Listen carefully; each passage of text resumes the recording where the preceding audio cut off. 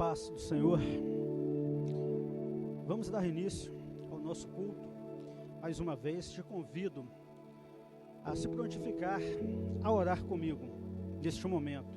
Senhor Deus e Pai, apresento a Ti a Sua igreja, Deus, e por ela nós intercedemos, pela igreja do nosso Senhor Jesus Cristo, na face dessa terra.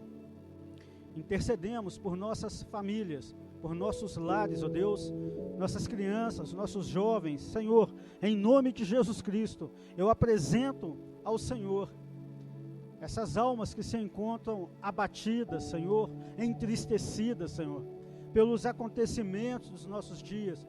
De uma forma especial, ó Deus, eu intercedo, ó Deus, por uma determinada família e te dou plena liberdade para você apresentar ao Senhor nosso Deus a sua petição, a sua oração, todos quantos você sabe que carecem de serem alcançados pelo poder do nosso Deus que nós aqui invocamos. Pai, em nome de Jesus Cristo, nós liberamos o Teu poder, a Tua unção de cura, de alegria, de vida, de regozijo, ó Pai, em nome de Jesus Cristo, venha ao nosso mundo, venha a essa terra, o Teu milagre, Deus. Assim, nós nos entregamos a Ti, assim nós nos rendemos ao Teu governo, ó Pai.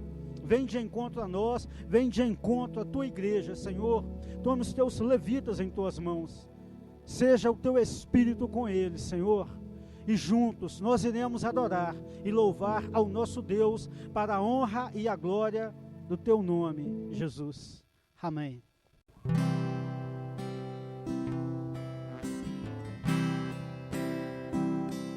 Sua face é como leão, seus olhos como chama de fogo, os seus pés reluzentes, suas mãos poderosas.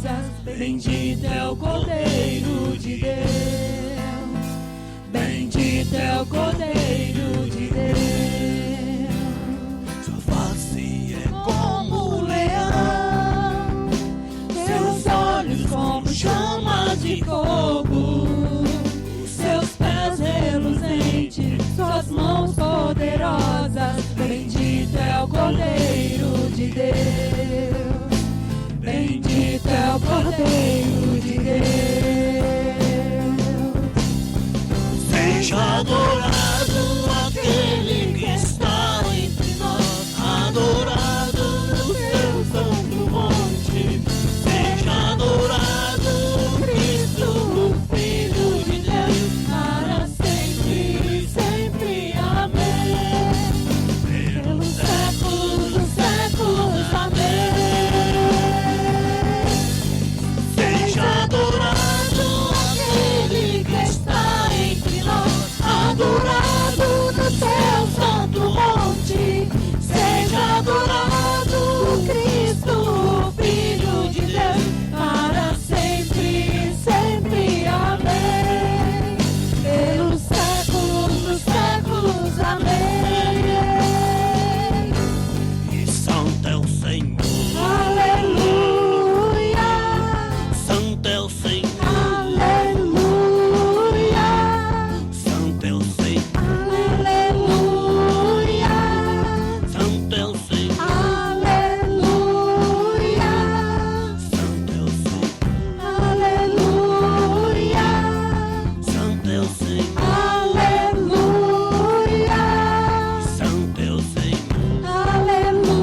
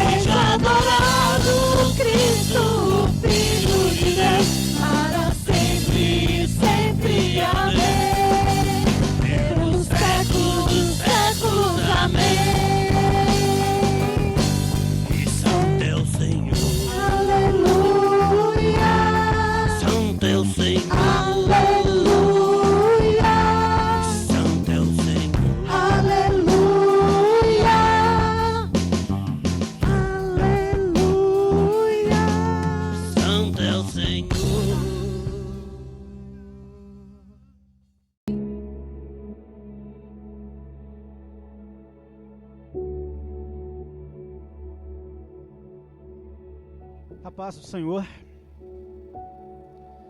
Te convido a meditar comigo na palavra do nosso Deus. E assim darmos continuidade ao nosso culto em louvor e em adoração a Ele. Hoje, de uma forma especial, nós vamos falar sobre a igreja. Então estaremos a falar, a meditarmos acerca de nós mesmos.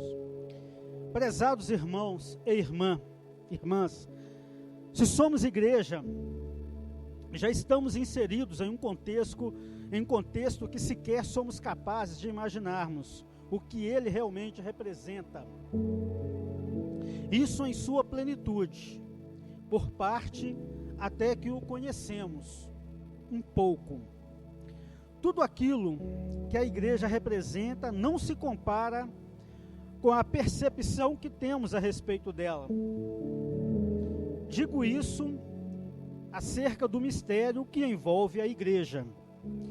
E se é um mistério, é porque ainda não foi dado a nós o conhecê-la por completo. É o que diz a Bíblia, é o que diz as Escrituras. E se a Bíblia diz que tem um mistério a envolver a igreja de Jesus Cristo, eu creio que esse mistério é real, bem como esse mistério também é o poder de Deus manifesto aqui na terra, em sua igreja. Tenho sim pensado essas coisas, e por ora eu as compartilho com os irmãos e irmãs, pelo simples fato de não estar a igreja limitada àquilo que pensamos a respeito dela, bem, a respeito de nós, porque somos igreja.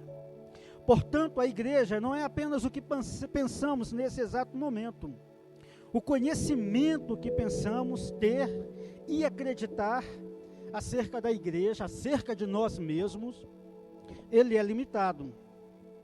Tem um mistério nessas coisas. Refiro-me à igreja de Jesus Cristo na terra. Não nos referimos à igreja secularizada.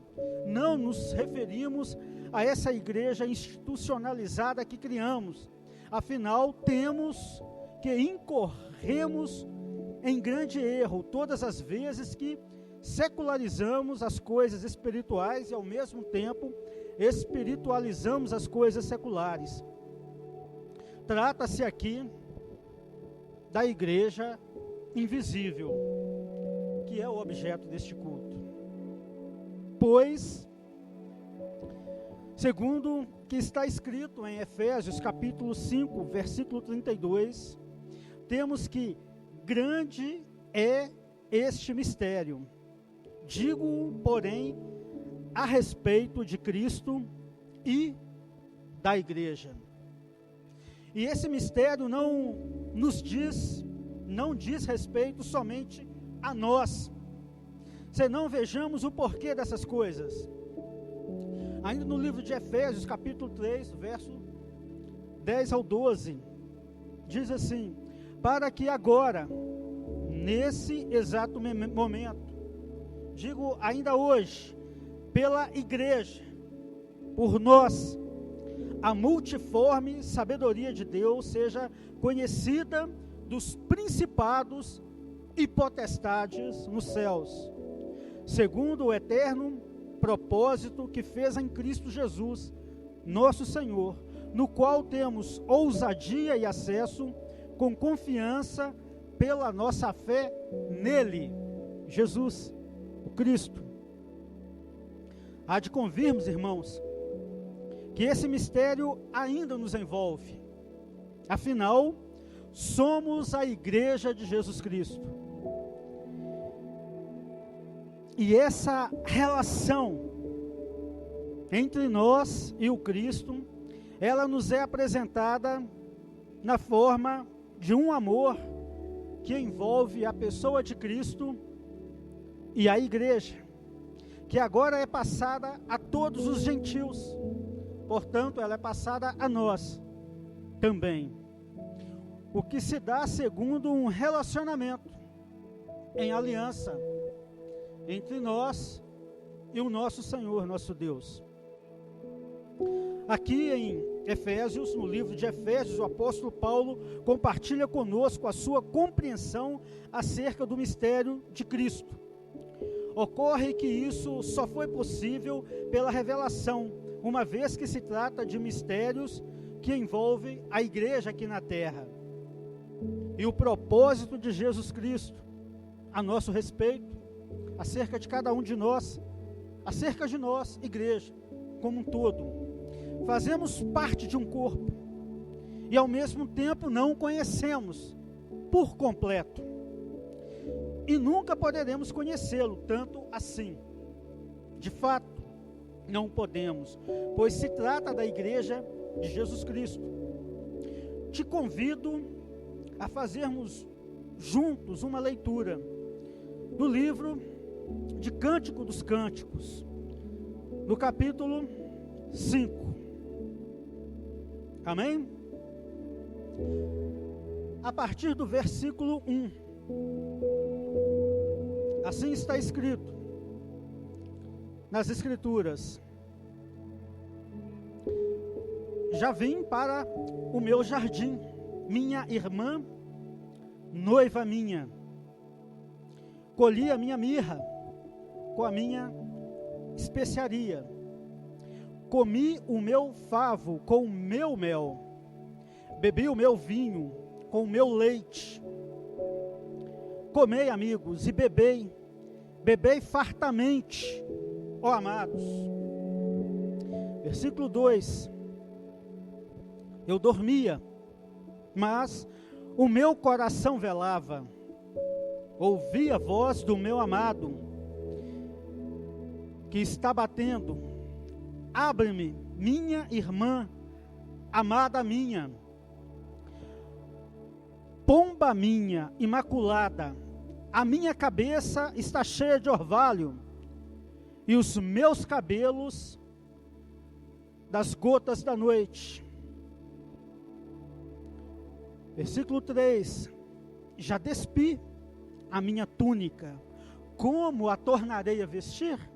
Respondeu ela. Já lavei os meus pés, como os tornarei a sujar? Respondeu ela. O meu amado meteu a sua mão pela fresta da porta, e as minhas entranhas estremeceram por amor a ele. Eu me levantei para abrir a porta ao meu amado, e as minhas mãos destilavam mirra, os meus dedos gotejavam mirra sobre a maçaneta da fechadura. Eu abri a porta ao meu amado, mas já o meu amado se tinha retirado e ido. A minha alma se derreteu, quando antes ele me falou. Busquei-o e não o achei. Chamei-o, mas ele não me respondeu. Acharam-me os guardas que rondavam pela cidade. Espancaram-me e me feriram. Tiraram-me o manto, os guardas dos muros. Meus queridos, quero compartilhar com vocês e fazer uma ligação, uma ponte entre a introdução que trouxe aqui a nós esta noite e este capítulo, e esta mensagem. E no versículo 1, eu tenho a dizer a vocês que aqui parece existir um conhecimento e uma intimidade entre duas pessoas muito próximas. Elas pareciam se conhecer muito, e uma delas estaria no seu lugar, fazendo tudo aquilo que lhe era próprio, tudo aquilo que lhe seria por natural. Estaria uma dessas pessoas no lugar que era seu, naturalmente, e junto a seus amigos, e essas coisas simples lhe davam prazer, e isso era bom, e aparentemente havia uma afinidade entre duas pessoas que se amavam, muito. Mas, repentinamente, o relacionamento, a intimidade que parecia ser evidente entre essas duas pessoas começa a destoar. E isso nós começamos a entender por uma reflexão que começa no versículo 2 ao versículo 6. Ainda que evidente um grande amor da primeira pessoa para com a outra, que irei compará-la à igreja, a segunda pessoa. Já a primeira pessoa, nós iremos compará-la à pessoa do Cristo. Ela não foi capaz de compreender aquele momento, a igreja, a primeira pessoa. Ela não foi capaz de, mesmo em uma intimidade com o Senhor, mesmo em uma intimidade com o seu noivo, ela não foi capaz de entender Jesus em um dado momento, quando ele a chamava, em meio à madrugada. Em um momento que para nós não é um momento apropriado, não é um momento muito oportuno, mas por algum motivo, ele foi até a ela e ele a chamou. Penso eu que realmente deveria se tratar de algo muito importante, talvez um assunto de Estado, por se tratar de um rei, talvez por um assunto de guerras, eu não sei, mas realmente algo muito importante, que o teria levado ali em plena madrugada, até a sua noiva, a igreja. E essa noiva, que é a igreja, ela também o amava, pois esse sentimento, esse amor, ele era recíproco. Bem, ele é recíproco. O amor entre Cristo e a igreja. E isso, ela o declara e o exterioriza de uma forma plena, todo esse amor. E parecia pensar conhecer o seu amado. E realmente ela acreditava que conhecia de fato o seu amado. E nisso ela acreditava, mas não o conhecia tanto assim. Ela não o conhecia nessa plenitude que pensava ter até aquele momento. Pois, quando o Senhor a chamava, ela dormia. Quando talvez não devesse dormir. Teve sorte, pois o seu coração velava e vigiava, aceso por esse amor. E é interessante que ao mesmo tempo em que ela dormia, o seu coração estava alerta, alerta pelo amor que o ligava ao Senhor. Seria essa uma contradição vivida por uma igreja que dorme fisicamente, mas mantém-se vigilante em seu coração, ainda nos nossos dias? Mas o dormir foi o suficiente a retardar a compreensão do chamado daquele que a amava. Bem, se fosse Jesus à porta, ela não teria recebido, pois já havia se recolhido ao conforto de seus aposentos e acreditava estar limpa. Mas, quando foi desperta do seu sono, se viu surpreendida. Sim, era o Senhor quem a chamava. De fato, a sua alma se desfaleceu de tal maneira, ao abrir a porta de sua casa para o Senhor entrar, mas ele já não estava mais ali. Retirou-se com a sua comitiva. Mas o seu cheiro, o seu perfume, os sinais da sua presença e de todos aqueles que com ele se encontravam naquele lugar, estavam presentes ali. Deus havia deixado as suas marcas. Ele E essas marcas estavam a testemunhar que aquilo não era apenas um sonho, aquilo era real. O Senhor havia estado ali. O Senhor havia lhe chamado, havia batido a porta de sua casa, mas o seu sono fez com que ela demorasse a atender ao chamado do seu Senhor. E quando ela foi abrir a porta para que o Senhor adentrasse o seu lar, os seus aposentos, o Senhor já não mais se encontrava ali naquele lugar. Então ela se lançou à sua procura, e ao buscá-lo, ele não foi achado, ela não foi capaz de estar com ele. O seu noivo havia partido, mas para onde ele teria ido? Foram os guardas da cidade, aqueles que a encontraram, não seu noivo. Porém, eles a espancaram. E quanto a isso, penso que seriam eles os guardas daquele rei? Acredito que sim. E deveriam eles proteger aquela noiva, proteger a igreja. Mas por que eles a espancaram? Por que eles fizeram isso com ela? Certamente porque não a reconheceram. Estava ela como uma louca pelas ruas daquela cidade. Não se encontrava ataviada, ornamentada, como a noiva de um grande rei. Não exalava ela o seu perfume, o seu aroma bom e agradável. Não se assemelhava e nem se comportava como a igreja do Senhor Jesus, ali naquela cidade. Pois afinal,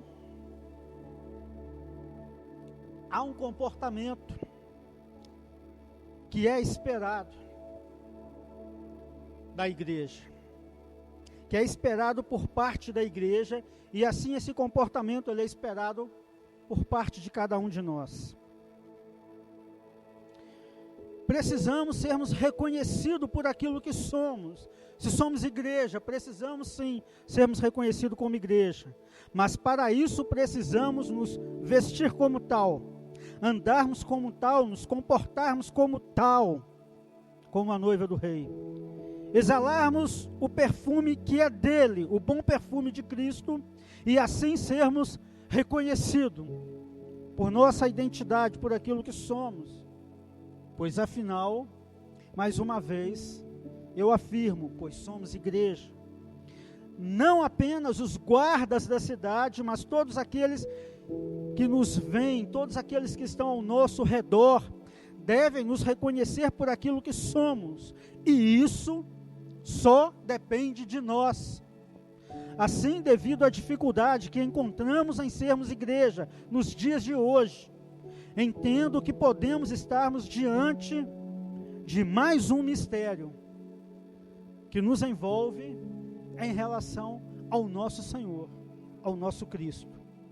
Que o Senhor Jesus revele a cada um de nós a igreja que somos, a igreja que devemos ser, conforme só o Senhor Jesus a vê, e não da forma como nós a contemplamos em uma visão distorcida, como que uma visão dada por um sonho, não por uma audição de coisas confusas que ouvimos em sonhos, mas pela audição de uma vida real, que a voz do nosso Senhor seja audível ao nosso entendimento e não apenas tão somente ao nosso coração, e que ao atendermos o chamado do nosso Deus, que isso se dê de pronto, no momento exato, no momento oportuno, no momento correto, no momento em que Ele nos chama, e não no momento em que a nossa conveniência, em que as nossas vaidades, em que nós nos dispomos a Ele. Por certo, o conforto do nosso lar pode até mesmo nos impedir de abrirmos a porta de nossa casa, até mesmo quando ouvimos a voz do nosso Senhor. Que o Senhor Jesus confirme em nós a sua identidade. Que o Senhor Jesus Cristo confirme em nós, a sua igreja, o seu DNA. Em nome de Jesus, eu te abençoo com esse mistério que envolve a igreja de Jesus aqui na terra e Ele, o nosso Senhor, o nosso Salvador, o nosso Deus. Eu quero que este mistério te alcance. Eu quero que esse mistério revele a você coisas inimagináveis a teu respeito como igreja, porque tu és igreja. E o Senhor diz que ao seu redor há um mundo de mistérios que te envolve, e que isso é de Deus, e que você não pode ser reconhecido da forma como você concebe a igreja, mas da forma como Deus te vê, da forma como Deus te contempla, da forma como Deus tem estabelecido e delegado sobre a sua vida, sobre as nossas vidas. Em nome de Jesus, eu te abençoo como igreja, na qual você faz parte, junto a mim e a todos os outros na face dessa terra. E assim, eu me despeço de você, meu amado, minha amada, em nome de Jesus Cristo. Que o poder da igreja esteja sobre a sua casa, sobre a sua família, que os mistérios do nosso Deus sejam revelados a cada dia de sua vida, ainda que isso venha dizer respeito a ti mesmo. Em nome de Jesus Cristo, eu te abençoo e te deixo o meu fraterno abraço, em nome de Jesus. Assim eu o abençoo, meu querido, minha querida. Amém.